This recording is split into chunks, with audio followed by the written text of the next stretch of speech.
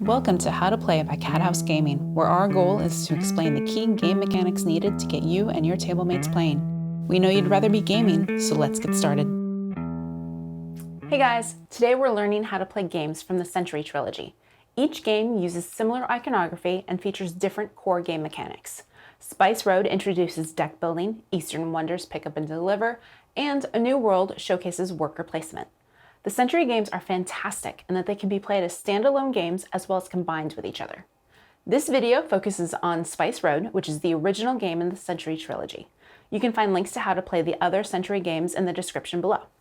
In Century Spice Road, as well as each of the other Century games, players are goods traders looking to be the most successful of all of the traders.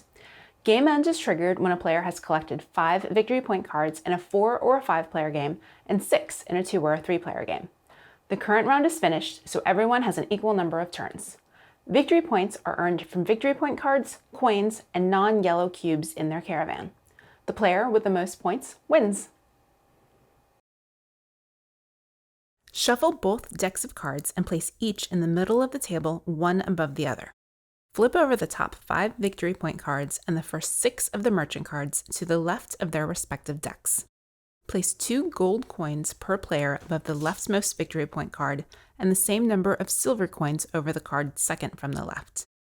Place the spices into their respective bowls and align them near the play area in descending order. Brown at the top of the play area, then green, red, and finally yellow. We'll continue to refer to the spices by their color, but please know that thematically, brown represents cinnamon, green, cardamom, red, saffron, and yellow, turmeric. Provide each player with a caravan card, as well as one each of the 2 purple bordered starting cards. Get 2 yellow and upgrade 2 spices. Use the caravan cards or randomly determine a start player. The start player takes 3 yellow cubes as their starting supply and places them into their caravan on the right side of their board. The second and third players take 4 yellow cubes, and fourth and fifth players would take 3 yellow cubes and 1 red cube. Beginning with the start player, each player performs one of 4 actions: play a card, acquire a card, claim a victory card, or rest. Play a card allows the player to select a card from their hand. Everyone starts with 2, and perform the action stated on the card. Cards are played face up in front of the player and remain out of play on the table until the player rests.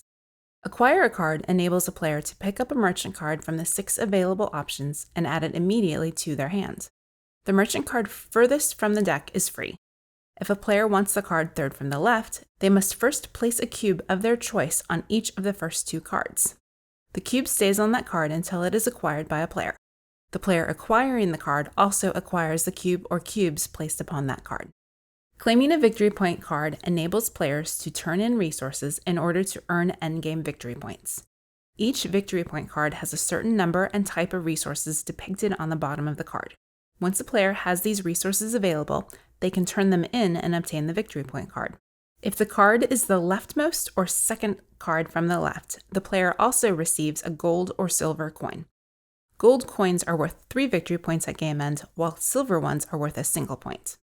Rest enables the player to pick up all of the cards they have played onto the table in front of them and put them back in their hands. There are 3 basic types of cards in the game: Get, Upgrade, and Trade. The starting hand provides 2 of these 3.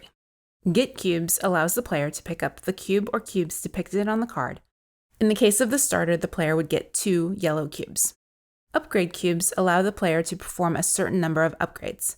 In the case of the starter, the player can upgrade twice.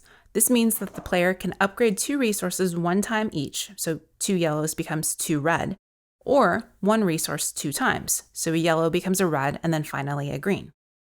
Trading allows the player to convert 1 or more cubes into different cubes as depicted on the card. Look for the arrow on the card. 1 or more cubes will be depicted, then a down arrow, and then 1 or more cubes of a different color. For example, a single green cube may be turned into 2 red cubes with the correct card. There's no limit as to how many goods may be traded when this card is played.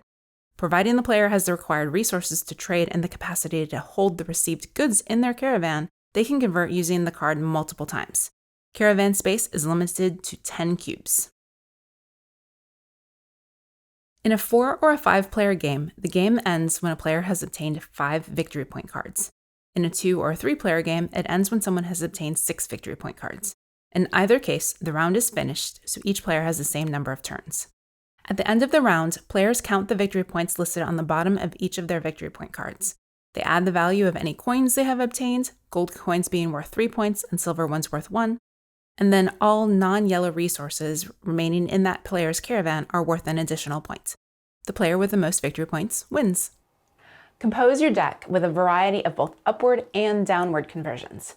It's easy to think that brown cubes are the most important, so you build your deck to quickly convert yellow to brown. This can be a mistake because you'll often need a variety of colors in order to claim a victory point card. Whenever possible, try to convert multiple resources during your turn. So when you play a card that enables you to convert 1 green cube into a red and 3 yellow, convert 2 green cubes instead of just 1. Economy of actions counts in this game, as does always having available cubes. That's a wrap. You now know how to play Century Spice Road. Go forth and may the best spice trader win.